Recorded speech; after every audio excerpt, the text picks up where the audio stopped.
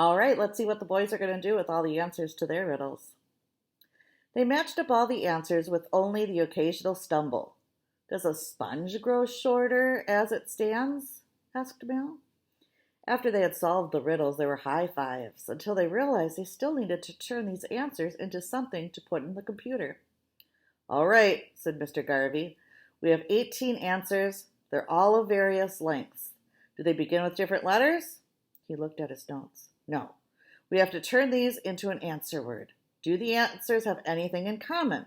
I want to hear some ideas. Let's go. Don't make me do this by myself. Jake said, I think we need to give each answer to the person who asked the riddle. Remember? They were giving something away when you told them the right answer. Mr. Garvey looked startled. Then he smiled sheepishly. Of course, that's clearly what we need to do. I should have thought of that myself. Jake nodded with mock sympathy. Too many blows to your head? Jake said, tapping the side of his own head. It affects the thinking, you know. Winston looked at his friend and quickly to Mr. Garvey, who by his expression was trying to figure out how to accept this obvious jab. For a moment, Mr. Garvey looked like he was going to begin with a long discussion about the things you are and are not allowed to say to one's teacher. The teachers are allowed to rib you, but you better watch your step if you want to rib back. But they didn't have time for that. Mr. Garvey decided only to put on a weak smile and say, Touché, Jake. Now let's go. They ran to the closest person who grinned broadly when he saw him coming. I will not burn in a fire, and I will not drown in water. What am I? He asked. Ice, said Winston. Well done, said the guy. He reached into his pocket and pulled out a small piece of plastic. For you. It was a letter tile, perhaps from a board game. It was cherry red with a white letter engraved. R. The three boys and their teacher huddled around this small tile, staring at it, like it contained the wisdom of the ages. Mel finally looked up. That's it. That's all we get? Yep. The guy walked away. All right, said Mr. Garvey. We need to answer every single one of these riddles and get all of their letters. He shook his head and looked around at the many-colored t-shirts. This is going to take forever. Wait a minute. Winston had an idea. Not a bright light bulb, but a very quick little firefly wink. He looked at the letter R in his hands. We're going to get a letter from every single person here, don't you think? Probably, said Jake. What are we going to do with them? Scramble to get an answer, Mr. Garvey said. Why are we talking about this? Let's just go. Wait. The firefly was growing. There are 18 riddles. That means if we're going to wind up with 18 different letters, that's going to be a problem. Why? Because scrambling that many letters into an answer is really hard. There's a lot of letters. They dwelled on that for a moment. Even Mr. Garvey could see that Winston was right. It was easy to envision sitting on the ground, shifting around letter tiles until the sun went down. So what are we supposed to do? Asked Mel. Well, I think there's something more to this puzzle. I think the pictures on the back of the shirts are important. Well, yeah, Jake said. I wouldn't have gotten half of these riddles if I didn't have the answers in front of me. Winston shook his head. The answer to this guy's riddle was ice. I think we need to find the volunteer who has the picture of an ice cube on the back. Yeah, said Mel. That has to be it. It's a connect the dots. It is? Mr. Garvey said doubtfully. Connect the dots? Well, no, Mel said, correcting himself. It's connect the riddles. Okay, now where's the guy with the ice cube? They looked around. Were there really only 18 college kids? The way their bright t-shirts blended in with the innocent bystanders, it looked like there were 100. How were they supposed to find a particular t-shirt? They spread out, walking slowly away from each other. 4 pairs of eyes scanning the green, trying to find a single moving detail in all of the chaos. Winston saw other teams running around. There was Bethany and her team chasing after a girl in a red shirt. There were the Brookfield Brains, making things more confusing with their own bright blue shirts. The Brains had suffered through their own flat tire, but it looked like they had caught up again. And there was Brendan Root's team, sitting on a park bench studying something on a piece of paper. So they were still hard at work, trying to figure out that sixth answer. Was anybody nearly as close to winning as they were? Surely not. Winston almost felt like giving up. They could just go to the nearby pizza parlor for an Italian ice while they waited for Brendan Root and his team to win. That could happen at any moment. There, Jake shouted.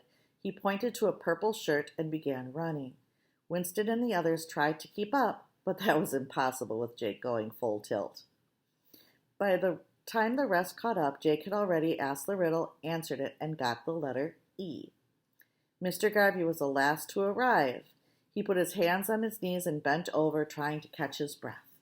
He looked like he wanted to lie down on the ground for a while. Should we not run? Jake asked him, a little too sweetly. No, no, Mr. Garvey gasped. It's fine. I'm just. He took a deep breath and tried to straighten up. I'm just old, and it's been a long day, Mal said. So where are we going now? What riddle did we just answer? Jake said, if you turn me around, I could no longer see. The answer was a mirror. Oh, we just passed that one, Winston said, spinning around, trying to find it again. I saw it. I know I did. If we have to run 16 more places, Mr. Garvey said, the one after that is going to be the hospital.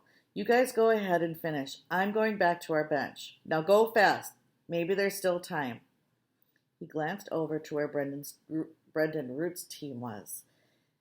He was keeping an eye on them, too, waiting for the moment when they would all start leaping in victory. So as Mr. Garvey walked slowly back to the bench, Winston saw his friends run, arms swinging, legs pumping for the next shirt. This was a tall, rail-thin guy in a yellow shirt. You must break me before you can use me. What am I?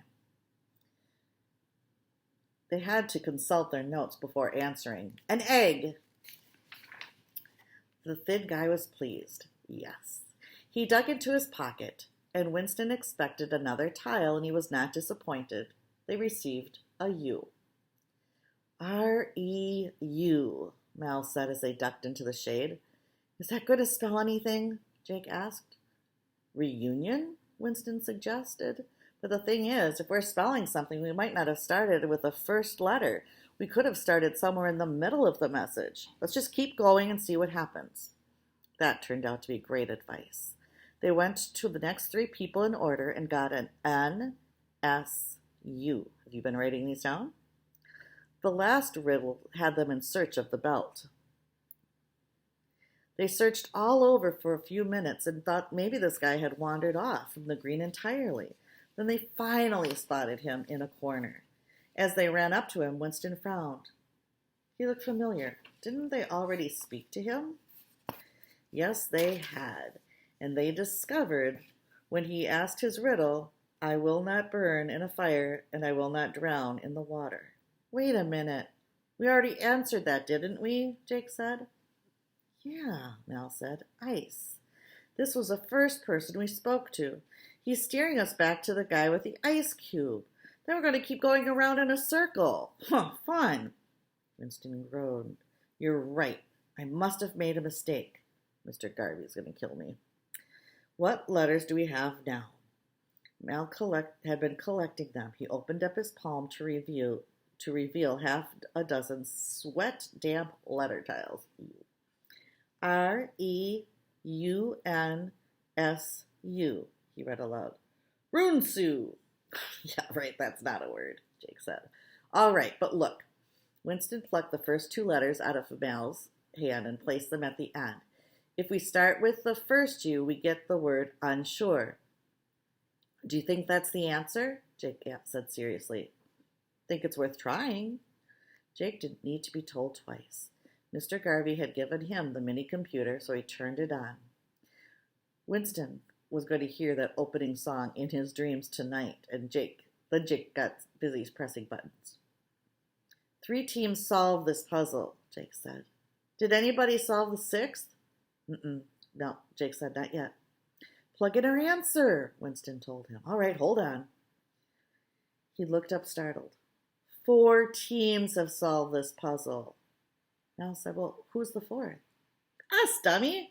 It was us that got it right. Oh no, I lost my spot. Are you sure? No, I'm unsure, Jake said happily. Come on. They ran back to Mr. Garvey.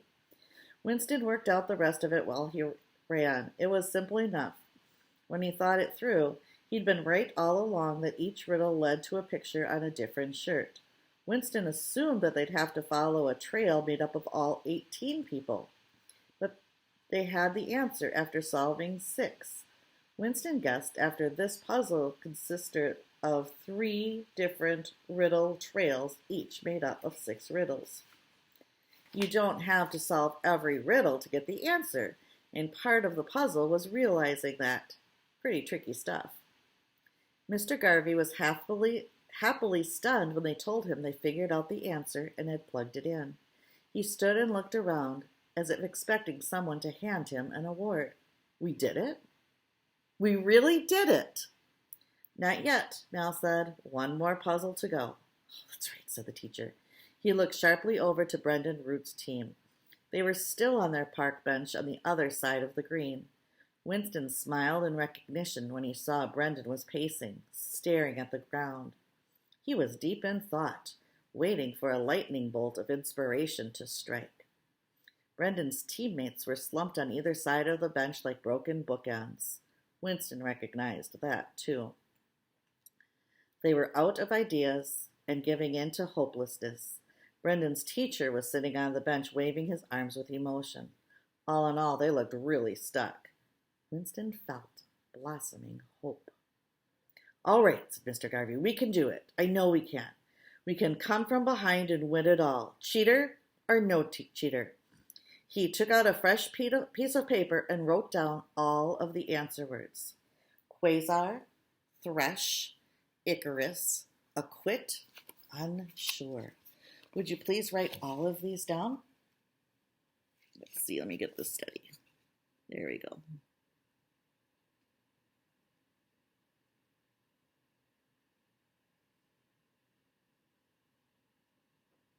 All right, see if you can figure out what the last puzzle is.